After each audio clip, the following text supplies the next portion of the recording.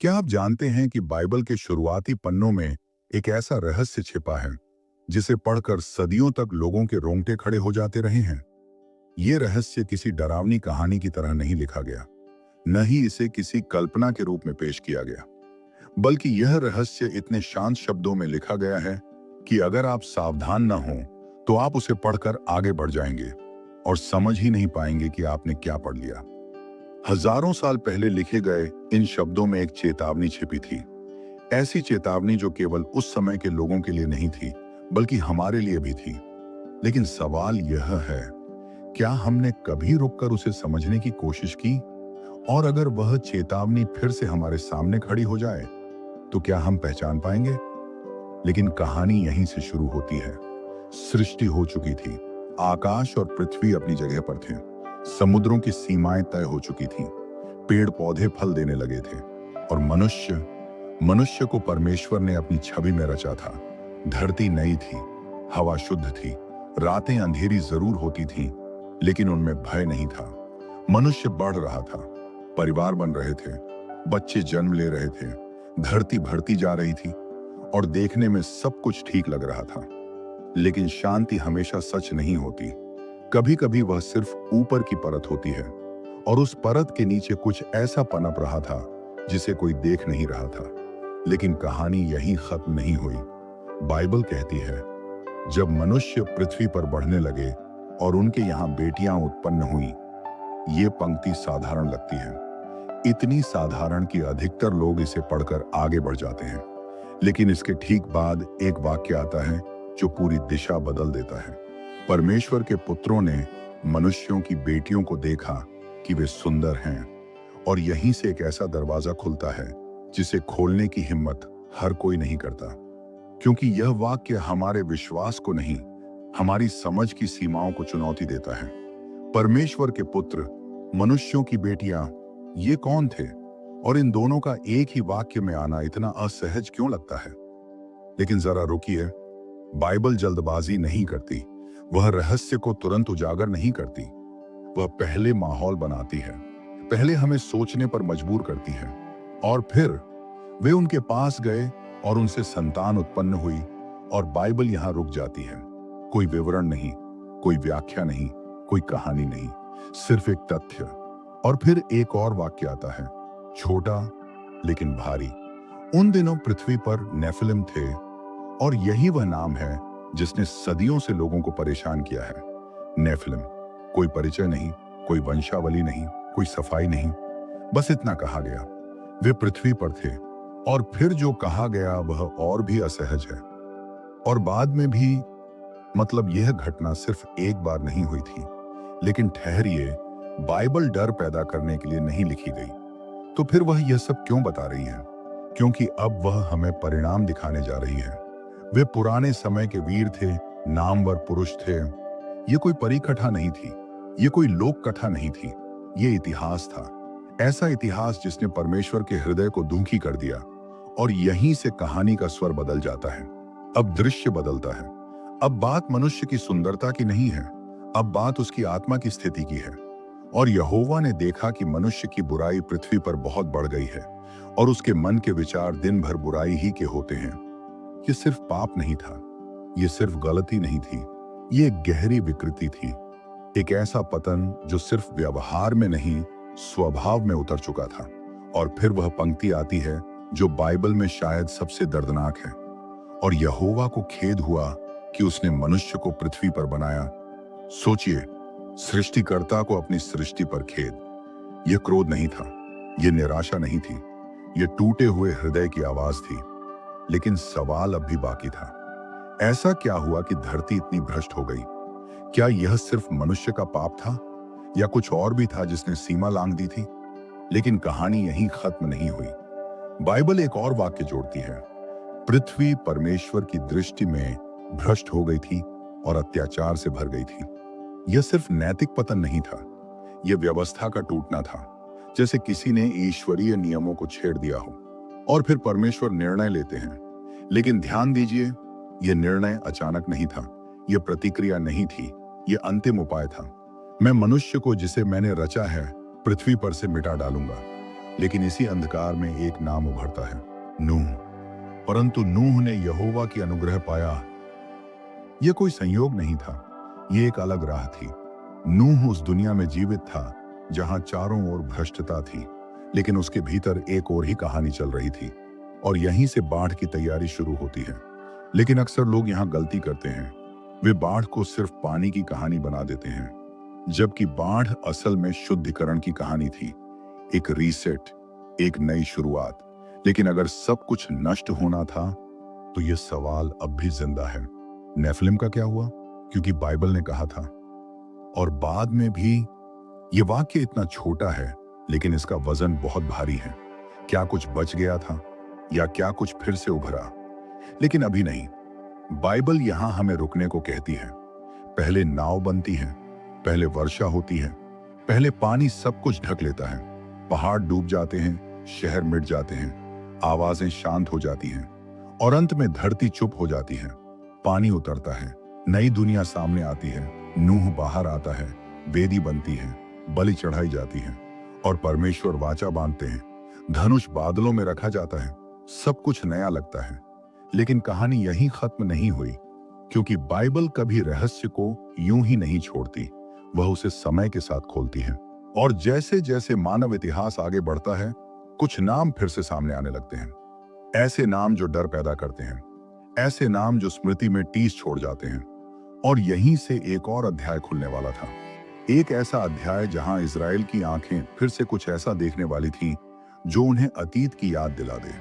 लेकिन वह नहीं जानते थे कि यह सामना सिर्फ बाहरी नहीं होगा, बल्कि उनके विश्वास की सबसे बड़ी परीक्षा बनने वाला था। और असली रहस्य अब खुलना बाकी था। पानी उतर चुका था, धरती फिर से सांस लेने लगी थी, पहाड़ों की चोटियां दिखने लगी थीं, नदियां अपने रास्ते खोज रही थीं। नूह और उसका परिवार नाव से बाहर आए। नई हवा थी, नई जमीन थी, नई शुरुआत थी, और परमेश्वर ने वाचा बांधी, मैं फिर कभी पृथ्वी को इस प्रकार नष्ट नहीं करूंगा। आसमान में धनुष रखा गया, एक निशानी, एक वादा। सब कुछ ऐसा लग रहा था जैसे इतिहास ने खुद को शुद्ध कर लिया हो। लेकिन इतिहास कभी इतनी आसानी से अपने निशान नहीं मिटाता, क्योंकि समय के साथ मनुष्य फिर से बढ़ने लगा। नगर बसे, भाषाएं बदली, राज्य बने, और फिर सदियों बाद एक और कहानी शुरू होती है। यह कहानी नाव से नहीं, एक बुलाहट से शुरू होती है। परमेश्वर एक व्यक्ति को बुलाते हैं, नाम अब्राम, एक अनजानी भूमि का वादा, एक बड़ी जाति का वादा, और एक विशेष भूमि जिसे परमेश्वर ने खुद चुना था। लेकिन उस भूमि में पहले से लोग रहते थे, और यहीं से एक पुराना डर फिर से जागने लगता है। अब दृश्य बदलता है। इस्राएल मिस्र से निकल चुका है, लाल समुद्र पार हो चुका है, मन्ना गिर चुका है, व्यवस्था दी जा चुकी है, और अब वे उस भूमि के करीब हैं जिसे परमेश्वर ने उनके लिए ठहराया था। परमेश्वर कहते हैं, उस देश को देखने के लिए जासूस भेजो। 12 लोग चुने जाते हैं। वे जाते हैं, वे देखते हैं, और जो वे देखते हैं वो उन्हें अंदर तक हिला देता है। वे लौटते हैं, उनके हाथों में उस देश की उपज है, अंगूर इतने बड़े कि 2 लोगों को मिलकर उठाने पड़ते हैं। भूमि सच में अच्छी है, लेकिन फिर उनकी आवाज कांपने लगती है। उस देश के निवासी बलवान हैं, और वहां हमने नेफिलिम को देखा। यह नाम फिर से सामने आता है, नेफिलिम। सदियों बाद, बाढ़ के बहुत बाद, और जासूस कहते हैं, हम अपनी दृष्टि में टिड्डों के समान थे। यह सिर्फ डर नहीं था, यह स्मृति थी, जैसे किसी पुराने घाव को फिर से छेड़ दिया गया हो। लेकिन यहां ध्यान देने वाली बात है, जासूस नेफिलिम शब्द का उपयोग करते हैं, लेकिन फिर वे एक और नाम लेते हैं, अनाक के पुत्र। अनाक, यहीं से बाइबल हमें एक और पहचान से मिलवाती है, अनाकीम। ये लोग कनान देश में रहते थे, विशेषकर हेब्रोन में, और बाइबल उन्हें लंबे कद के लोग कहती है, भयावह दिखने वाले, युद्ध में शक्तिशाली। लेकिन ध्यान दीजिए, बाइबल यहां कुछ भी अतिशयोक्ति नहीं करती। वह यह नहीं कहती कि वे देवता थे, वह यह नहीं कहती कि वे अमर थे। वह सिर्फ यह दिखाती है कि उनके सामने इज़राइल का विश्वास कांप गया था, और यही असली युद्ध था, क्योंकि वहीं 2 अलग अलग आवाजें उठती हैं। एक आवाज डर की, हम नहीं जा सकते, वे हमसे बड़े हैं, हम मर जाएंगे। लेकिन दूसरी आवाज शांत है, स्थिर है और विश्वास से भरी है। कालिब और यहोशू वे कहते हैं, यदि यहोवा हमसे प्रसन्न है तो वह हमें उस देश में ले जाएगा। यह सिर्फ रणनीति नहीं थी, यह आत्मिक दृष्टि थी। एक ओर आंखों से देखा गया आकार था, दूसरी ओर परमेश्वर का वादा था, और यहीं पर एक सच्चाई उजागर होती है। समस्या कभी अनाकीम नहीं थी। समस्या यह थी कि इज़राइल अपनी पहचान भूल गया था।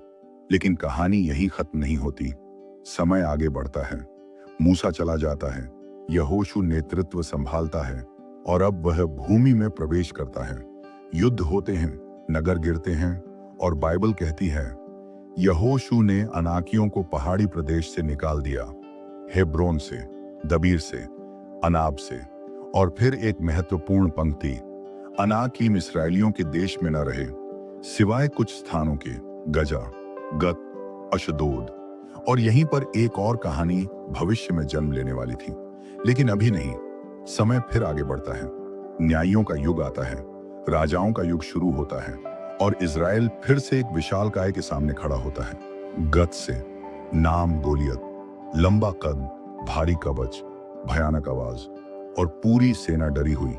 लेकिन एक छोटा सा चरवाहा आगे बढ़ता है, दाऊद। उसके हाथ में तलवार नहीं, बस एक गोफन, और वह कहता है, मैं तेरे पास यहोवा के नाम से आता हूं। और यही फर्क था। गोलियत शरीर का प्रतीक था, दाऊद विश्वास का। और गोलियत गिर जाता है। लेकिन ध्यान दीजिए, बाइबल यहां भी गोलियत को नेफिलिम नहीं कहती, वह उसे अनाक के वंश से जोड़ती है। मतलब यह कहानी धीरे धीरे और स्पष्ट हो रही थी। कोई रहस्यमय जाति नहीं, कोई अजेय प्राणी नहीं, बल्कि ऐसे लोग जो आकार में बड़े थे लेकिन आत्मा में परमेश्वर से दूर थे। और हर बार पराजय का कारण उनका शरीर नहीं बना, बल्कि उनकी स्थिति। लेकिन सवाल अब भी बाकी था। अगर यह सब सिर्फ शारीरिक था, तो फिर उत्पत्ति में वे शब्द क्यों लिखे गए? परमेश्वर के पुत्र, मनुष्यों की बेटियां। क्यों बाइबल इतनी सावधानी से उन शब्दों को चुनती है? और क्यों यीशु ने बाद में कहा, जैसे नूह के दिनों में था वैसा ही मनुष्य के पुत्र के आने पर होगा? क्या वह सिर्फ हिंसा की बात कर रहे थे, या किसी और गहरी सच्चाई की? क्योंकि अब कहानी एक नए मोड़ पर थी। अब सवाल शरीर का नहीं था, अब सवाल सीमा का था। और असली उत्तर अब भी सामने नहीं आया था। लेकिन वह क्षण अब दूर नहीं था। अब सवाल कद का नहीं था, अब सवाल तलवारों का नहीं था, अब सवाल किसी जाति का भी नहीं था, अब सवाल सीमा का था। क्योंकि बाइबल जब भी किसी रहस्य को खोलती है, तो वह पहले हमें उसकी सीमा दिखाती है। और हर बार जब वह सीमा टूटती है, तो परिणाम हमेशा एक जैसा होता है, नाश। अब जरा ध्यान दीजिए, बाइबल कभी भी यह नहीं कहती कि स्वर्गदूतों को मनुष्य बनने की अनुमति दी गई थी, और न ही यह कहती है कि स्वर्गदूत विवाह कर सकते हैं। यीशु स्वयं कहते हैं, स्वर्ग के दूत न तो विवाह करते हैं और न विवाह में दिए जाते हैं। ये एक बहुत स्पष्ट वाक्य है। तो फिर उत्पत्ति 6 में परमेश्वर के पुत्र कौन थे? बाइबल हमें कहीं भी यह अनुमति नहीं देती कि हम कल्पना से उत्तर गढ़ लें। इसीलिए हमें बाइबल को बाइबल से ही समझना होगा। और जब हम ऐसा करते हैं, तो एक और तस्वीर सामने आती है। उत्पत्ति से पहले और उत्पत्ति के बाद भी परमेश्वर के पुत्र शब्द का प्रयोग कई बार हुआ है। अय्यूब की पुस्तक में वहां यह शब्द स्वर्गीय प्राणी के लिए आता है। लेकिन वहीं एक और बात भी सामने आती है, वे परमेश्वर के सामने खड़े होते हैं, वे आज्ञा के अधीन होते हैं। जब वे आज्ञा से बाहर जाते हैं, तो परिणाम हमेशा पतन होता है। और यही पूरी बाइबल का पैटर्न है। अब जरा एक और बात देखिए, उत्पत्ति 6 कभी यह नहीं कहती कि नेफिलिम स्वर्गदूतों और मनुष्यों के संतान थे। वह बस दो घटनाओं को एक ही समय में रखती है, और फिर परिणाम दिखाती है। धरती भ्रष्ट हो गई, हिंसा से भर गई, मनुष्य की सोच पूरी तरह बिगड़ गई। मतलब समस्या शरीर नहीं थी, समस्या आज्ञा भंग थी, सीमा का टूटना। अब यहीं यीशु के शब्द और भी गहरे हो जाते हैं। यीशु कहते हैं, जैसे नूह के दिनों में हुआ वैसा ही मनुष्य के पुत्र के आने पर होगा। अक्सर लोग यह सुनते ही बाढ़ की ओर देखते हैं, लेकिन यीशु पानी की बात नहीं कर रहे थे। वे कहते हैं, वे खाते पीते थे, विवाह करते और करवाते थे। मतलब जीवन सामान्य चल रहा था, कोई डर नहीं, कोई चेतावनी नहीं, लेकिन भीतर ही भीतर कुछ गलत हो चुका था। सीमाएं टूट चुकी थीं, परमेश्वर की आवाज नजरअंदाज हो चुकी थी, और यही सबसे बड़ा खतरा था। अब सवाल ये नहीं है कि नेफिलिम हाइब्रिड थे या नहीं, क्योंकि बाइबल कभी भी उस प्रश्न को मुख्य नहीं बनाती। बाइबल हमेशा एक ही बात को मुख्य बनाती है, आज्ञाकारिता। और जब भी कोई सृष्टि अपनी ठहराई हुई सीमा लांघती है, तो वह पतन की ओर जाती है। आदम और हव्वा, सीमा टूटी, पतन आया। नूह के दिन, सीमाएं टूटी, नाश आया। इज़राइल, सीमा टूटी, निर्वासन आया। और अंत के दिनों में भी यीशु यही चेतावनी देते हैं। अब जरा अपने आप से पूछिए, क्या आज हम किसी अलग दुनिया में हैं, या वही पैटर्न फिर से दोहराया जा रहा है? जब मनुष्य खुद को परमेश्वर की जगह बैठाने लगे, जब वह अच्छे और बुरे का निर्णय खुद करने लगे, जब वह कहे मुझे किसी सीमा की जरूरत नहीं, तो इतिहास फिर से उसी मोड़ पर आ जाता है। और यही नेफिलिम की असल चेतावनी है। वे एक कहानी नहीं थे, वे एक संकेत थे, एक आईना जिसमें मनुष्य अपना भविष्य देख सकता है।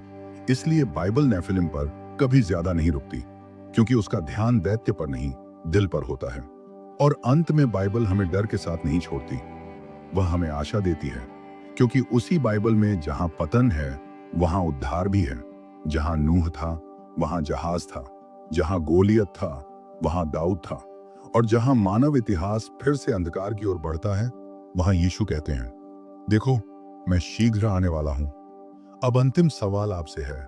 सवाल यह नहीं है कि नेफिलिम कौन थे, सवाल यह है, जब वह आएगा तो वह आपको किस स्थिति में पाएगा, सीमा के भीतर या सीमा के पार? और शायद यही वह रहस्य था जो शुरू से छिपा हुआ था।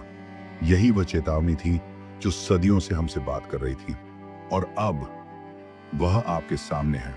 अगर यह कहानी आपके दिल तक पहुंची हो, अगर इन शब्दों ने आपको सोचने पर मजबूर किया हो, अगर आपको लगा हो कि यह सिर्फ इतिहास नहीं बल्कि आज के लिए दी गई चेतावनी है, तो इस वीडियो को लाइक करें, क्योंकि आपका एक लाइक इस संदेश को किसी और की आत्मा तक पहुंचा सकता है।